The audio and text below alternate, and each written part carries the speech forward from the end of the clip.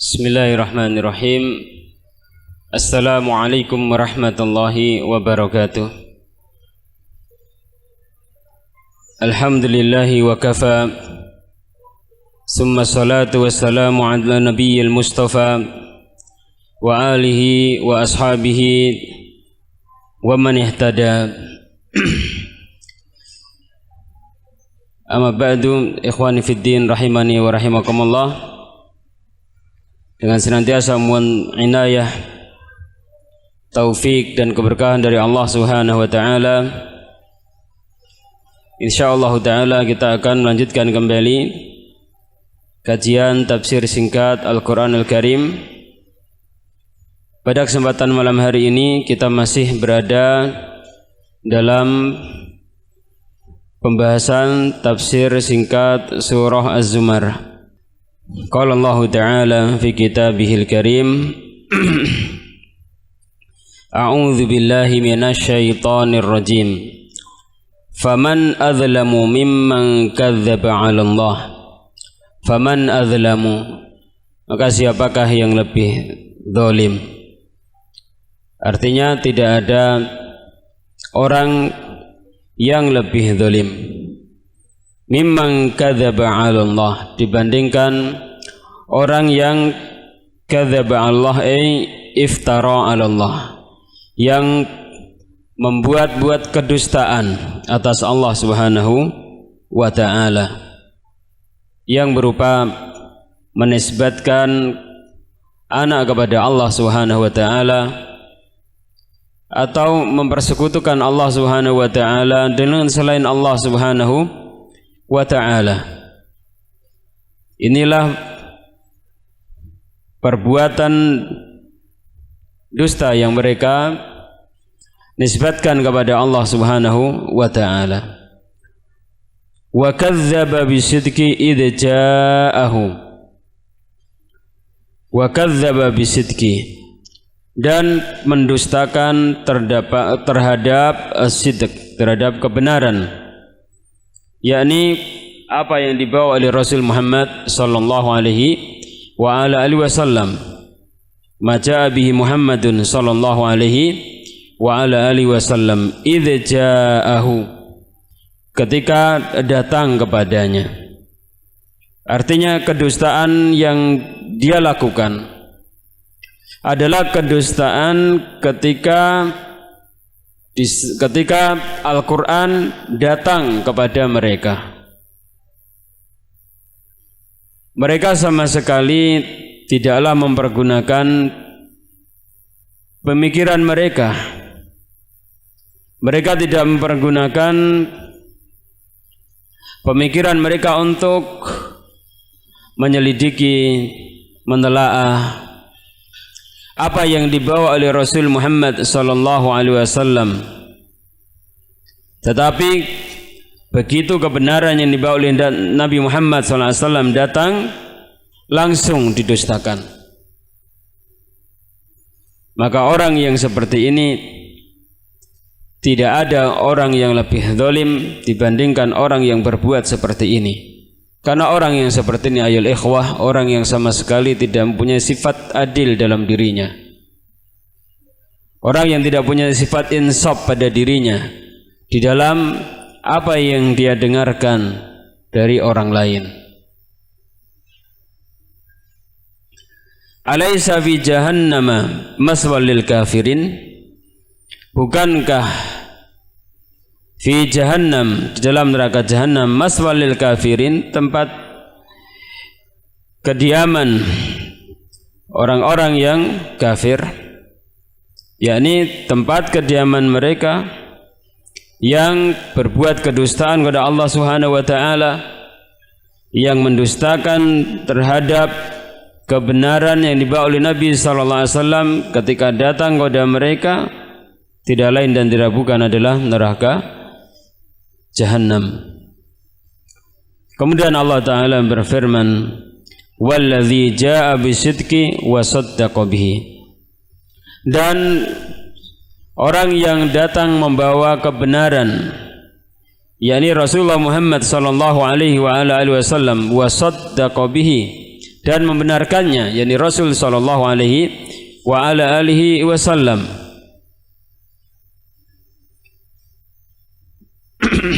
Ini menurut sebagian penafsiran. Menurut sebagian penafsiran yang lain yang diriwayatkan oleh sahabat Ali bin Abi Thalib radhiyallahu taala anhu, waladzi jaa bisidqi, maksudnya adalah Rasulullah Muhammad sallallahu alaihi wa ala alihi wasallam. Wa saddaqa bihi, maksudnya adalah Abu Bakrin radhiyallahu taala anhu. Di dalam sebagian penafsiran yang lain dikatakan bahwasannya waladzi jaa bisidqi adalah Rasul Muhammad sallallahu alaihi wasallam. Wa saddaqa bihi maksudnya adalah orang-orang yang beriman. Wal kullu sahih, dan semuanya sahih. Baik penafsiran yang pertama, kedua ataupun yang ketiga, semuanya benar, tidak ada pertentangan di antara penafsiran tersebut. Yakni yang membawa kebenaran adalah Rasul Muhammad sallallahu alaihi wa ala alihi wasallam, dan juga Nabi sallallahu alaihi wasallam membenarkan kebenaran yang beliau bawa. Kemudian juga Abu Bakar dan seluruh orang yang beriman membenarkan kebenaran yang dibawa oleh Rasul Muhammad sallallahu alaihi wa ala alihi wasallam. Ulaika humul muttaqun. Mereka itu yang membenarkan terhadap kebenaran yang dibawa oleh Rasul sallallahu alaihi wasallam, mereka adalah al-muttaqun. Mereka adalah orang-orang yang bertakwa kepada Allah Subhanahu wa taala. Lahum ma yasha'una 'inda rabbihim. Bagi mereka apa yang mereka kehendaki, 'inda rabbihim, di sisi Tuhan mereka. Jadi mereka mendapatkan ganjaran yang sangat agung dari sisi Allah Subhanahu wa taala. Mereka mendapatkan apa yang mereka inginkan di sisi Tuhan mereka. Dzalika jazaa'ul muhsinin. Itulah balasan bagi orang-orang yang berbuat kebaikan dalam beribadah kepada Allah Subhanahu wa taala dan berbuat kebaikan terhadap hamba-hamba Allah Subhanahu wa ta'ala. Liukaffirallahu anhum aswa alladhi amilu. Untuk Allah Subhanahu wa ta'ala menghapuskan dari mereka sejelek-jelek amalan yang mereka lakukan. Wa yajziyahum ajrahum bi ahsanil ladzi kanu ya'malun. Dan Allah Subhanahu wa taala mengganjar kepada mereka dengan yang lebih baik dibandingkan dengan apa yang mereka amalkan ketika di dunia. Mereka berbuat kebaikan dan di akhirat nanti mereka akan mendapatkan pahala yang lebih baik di sisi Allah Subhanahu wa taala dibandingkan kebaikan yang mereka lakukan di dunia. Alaihissallahu bikafin abdah. Bukankah Allah Subhanahu wa taala bikafin abdah, zat yang mencukupi kepada hambanya? Bukankah Allah Subhanahu wa taala zat yang mencukupi terhadap hambanya, yakni Rasul Muhammad sallallahu alaihi wa ala alihi wasallam, dan juga orang-orang yang beriman. Allah Subhanahu wa taala mencukupi Rasul Muhammad sallallahu alaihi wasallam dan orang-orang yang beriman. Semua apa yang dibutuhkan akan dicukupi oleh Allah Subhanahu wa taala. Wa yukhawwifunaka billadzina min dunih. Wa yukhawwifunaka, dan mereka menakut-nakuti dirimu dengan yang mereka ibadai dari selain Allah Subhanahu wa taala.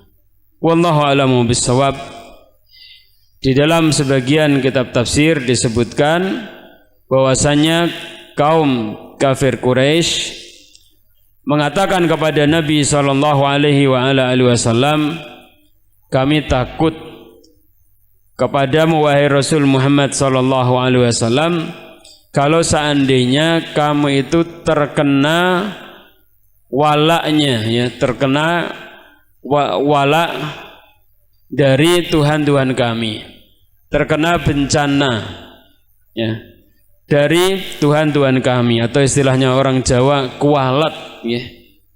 Napa? Kualat. Nah, kamu nanti, ya, kualat karena sebab mencela terhadap sesembahan-sesembahan orang kafir Quraisy pada waktu itu.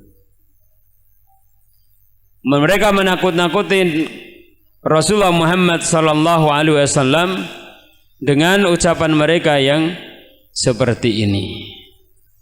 Namun Allah Subhanahu wa taala telah menjanjikan bahwasanya Allah Subhanahu wa taala akan mencukupi Rasul Muhammad sallallahu alaihi wasallam dan juga orang-orang yang beriman bersama Rasul Muhammad sallallahu alaihi wasallam dari segala macam kebutuhan, dan juga akan mencukupi dengan cara melindungi dari segala macam kejelekan. Wa may yudlilillah, barang siapa yang Allah Subhanahu wa taala menyesatkannya, fama lahu min had, tidak ada seorang pun yang bisa memberikan petunjuk kepadanya. Wa may yahdillahu fama lahu min mudil, dan barang siapa yang Allah SWT memberikan petunjuk kepadanya, maka tidak ada yang mampu menyesatkannya seorang pun. Jadi barang siapa yang Allah SWT memberikan petunjuk, maka tidak ada yang bisa menyesatkannya. Barang siapa yang Allah menyesatkannya, tidak ada yang mampu untuk memberikan petunjuk kepadanya. Karena penyesatan dan pemberian petunjuk ini adalah hak mutlak Allah Subhanahu wa ta'ala. Alaihissallahu bi'azizin dhintiqam, bukankah Allah Subhanahu wa ta'ala adalah zat yang maha perkasa, dhintiqam, yang memiliki kekuasaan untuk menyiksa kepada hamba-hambanya.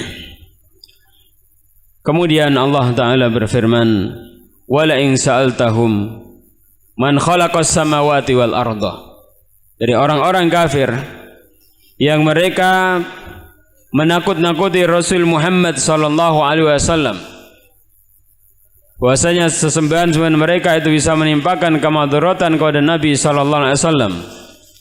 Rasulullah bisa kualat dengan sebab mencela sesembahan-sesembahan mereka. Ketika mereka ditanya, man khalaqas samawati wal arda, siapakah yang menciptakan langit dan bumi? La yaqulunallah, sungguh mereka akan mengatakan bahwa yang menciptakan langit dan bumi adalah Allah. Ini menunjukkan ya ikhwah fiddin rahimani wa rahimakumullah, bahwa orang-orang kafir pada masa Rasul Muhammad sallallahu alaihi wasallam, orang-orang musyrikun pada masa Rasul Muhammad sallallahu alaihi wasallam, mereka mengetahui bahwa yang menciptakan langit dan bumi adalah Allah Subhanahu wa ta'ala. Hanya saja mereka dari sisi uluhiyah tidak mau mengesahkan Allah Subhanahu wa ta'ala dalam uluhiyahnya, dalam peribadatannya kepada Allah Subhanahu wa ta'ala. Kul, katakanlah wahai Rasul Muhammad sallallahu alaihi wasallam, ara'aitum ma tad'una min dunillahi, kabarkanlah kepadaku apa yang kalian seru, apa yang kalian ibadahi dari selain Allah Subhanahu wa ta'ala. In aradani Allahu bidurrin, jika Allah Subhanahu wa ta'ala menghendaki kemadaratan kepadaku, hal hunna kashifatu durrih, Apakah mereka mampu untuk menyingkap kemadaratan yang ditimpakan oleh Allah Subhanahu wa taala kepadaku? Au aradani Allahu birahmah, atau Allah Subhanahu wa taala menghendaki untuk memberikan rahmat kepadaku? Hal hunna mumsikatu rahmatih, apakah mereka mampu untuk menahan rahmat Allah Subhanahu wa taala? Jawabannya adalah mereka tidak mampu. Ya, mereka tidak mampu. Dengan demikian maka sesungguhnya sesembahan-sesembahan yang disembah oleh kaum musyrikin selain Allah Subhanahu wa taala tidak mampu untuk menyingkap kemadaratan dan tidak mampu untuk memberikan rahmat kepada kita. Yang mampu menyingkap kemadaratan dan memberikan rahmat kepada kita hanya Allah Subhanahu wa taala. Jika demikian, maka qul hasbiyallah, katakanlah hasbiyallah, cukuplah bagiku Allah Subhanahu wa taala. Cukuplah Allah Subhanahu wa taala bagiku. Cukuplah Allah yang melindungi diriku dari apa yang kalian katakan, bahwasanya sesembahan-sesembahan tadi bisa menimpakan kemadaratan kepadaku. Allah mencukupiku.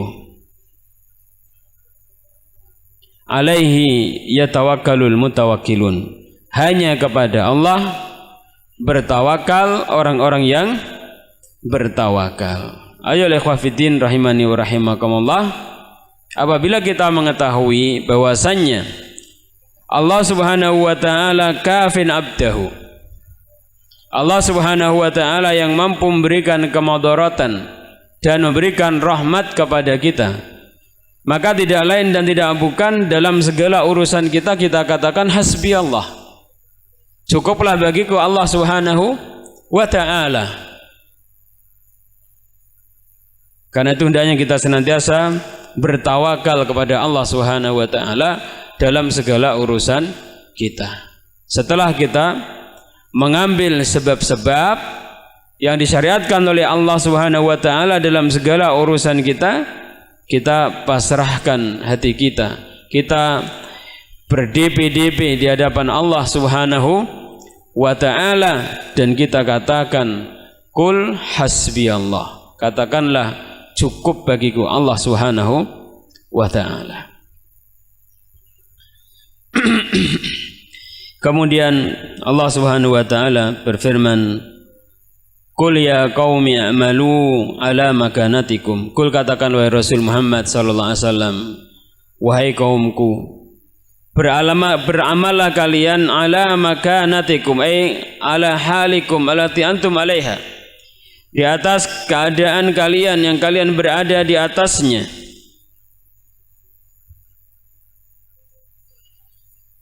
Beramallah kalian sesuai dengan keadaan kalian yang sekarang kalian itu berada di atasnya, dari memusuhi dakwah Rasul Muhammad sallallahu alaihi wasallam, mendustakan kebenaran yang dibawa oleh Rasul Muhammad sallallahu alaihi wa ala alihi wasallam. Inni amil, dan saya pun juga akan tetap beramal sesuai dengan apa yang diperintahkan oleh Allah Subhanahu wa ta'ala. Fasawfa ta'lamun, maka kalian semuanya akan mengetahui, may yatihi adzabu yukhzihi wa yahillu alaihi adzabun mukim, siapa yang akan datang kepadanya satu azab yang yukhzihi, menghinakannya, wa yahillu alaihi adzabun mukim, dan akan menimpa kepadanya adzabun mukim, ay adzabud daim, azab yang terus menerus dari Allah Subhanahu wa ta'ala. Kalau di dunia kalian tidak mau berhenti dari apa yang kalian lakukan, silahkan lakukan apa yang kalian lakukan. Tetapi ingat, di akhirat nanti kalian akan mengetahui dengan seyakin-yakinnya, dengan sebenar-benarnya siapa yang berhak untuk mendapatkan azab yang menghinakan dirinya, siapa yang akan berhak mendapatkan azab yang daim dari Allah Subhanahu wa ta'ala. Dengan demikian maka perkataan bahwasanya agar mereka beramal di sini bukanlah kemudian anjuran mereka untuk tetap memusuhi dakwah Rasulullah Muhammad sallallahu alaihi wasallam dan mendustakan kebenaran yang dibawa oleh Nabi Muhammad sallallahu alaihi wasallam. Tetapi ucapan tersebut adalah merupakan tahdid dari Allah Subhanahu wa taala, peringatan yang keras dari Allah Subhanahu wa taala dari apa yang mereka lakukan, agar mereka berhenti dari apa yang mereka lakukan. Ikhwani fiddin rahimani wa rahimakumullah.